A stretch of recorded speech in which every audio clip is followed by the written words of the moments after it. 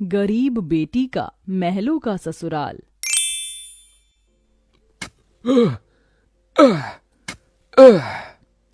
तपती धूप में वह गरीब किसान खेतों में फावड़ा चला रहा था। उसके माथे से तर तर पसीना बहे जा रहा था।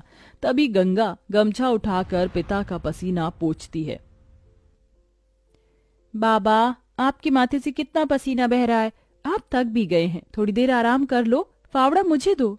गंगा को खेत में फावड़ा चलाते देख सेवक राम की आंख भर आती है। मेरी गरीब बेटी के जिन हाथों में मेहंदी लगनी थी, उन्हीं नाजुक हाथों से मेरी गंगा सख्त फावड़ा चला रही है। तू एक गरीब की बेटी को ही ऐसा भाग्य देकर क्यों भेजता है भगवान? एक गरीब के जीवन की सबसे बड़ी दुविधा बेटी को ब्याहना होता है। ये कहानी है ऐसे ही किसान सेवक राम की, जो बड़ा गरीब है। उसकी दो बेटी गंगा और अंजू हैं। यूं तो सेवक राम ने गंगा के लिए कई रिश्ते ढूंढे, मगर भला एक गरीब की बेटी का हाथ कौन थामना चाहता है।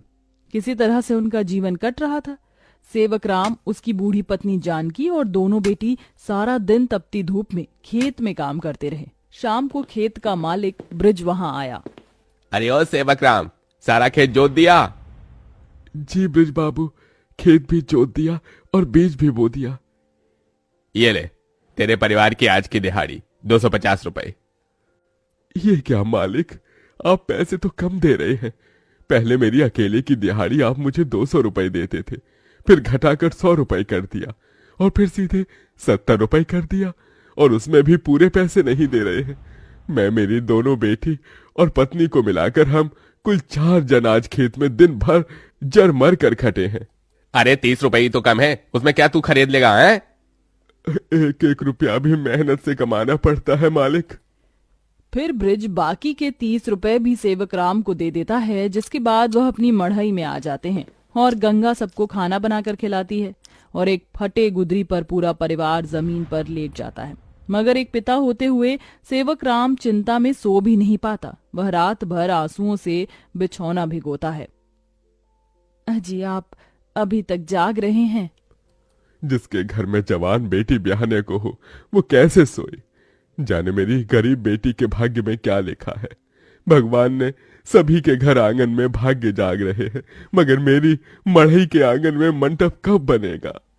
अजी, तुम चिंता मत करो, भगवान ने कहीं न कहीं जोड़ी बनाई होगी। सेवक राम का यही दुख कम न था। अभी तो और भी कठिनाई आने को थी। अगले दिन जब चारों खेत में पहुंचे कि तभी। क्यों रे सेवक, कल तू 30 रुपए के लिए पाठ पढ़ा रहा था, अब क्या करेगा?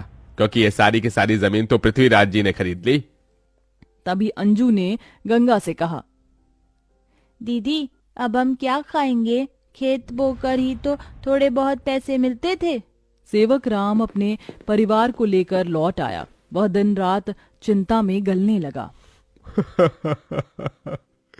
ऐसे घर कैसे चलेगा प्रभु? कैसे होगी गंगा की शादी?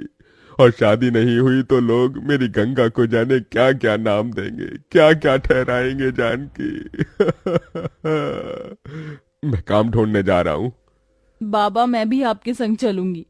दोनों काम ढूंढते एक बड़े से मिल में आए, जहां शिव नाम का एक नौजवान गरीब मजदूर भी काम कर रहा था। जहां मजदूर राशन की बोरी भरी मालगाड़ी खींच रहे। सेवक राम ने काम मांगा, दोनों को काम मिल गया। गंगा अपने पिता की बराबरी में काम करती। तपती धूप से अक्सर उसके पांव और हाथ में मालगाड़ी खींचने से छाले से पड़ जाते, तो वहीं घर आकर वह अपनी माँ का हाथ बटाती। आप ही अपनी चक्की पीसती, कड़ी धूप में सड़कों से गोबर बीन कर लाती, उपले बनाती। एक दिन मालगाड़ी खींचते वक्त शिव उसकी मदद करता है। काका, क्या मैं आप दोनों के साथ खाना खा सकता हूँ? बड़ी भूख लगी है और मैं खाना भी नहीं लाया। हाँ बेटा, आओ ना। ये कहते हुए गरीब गंगा अपने प्याज और रोटी में से उसे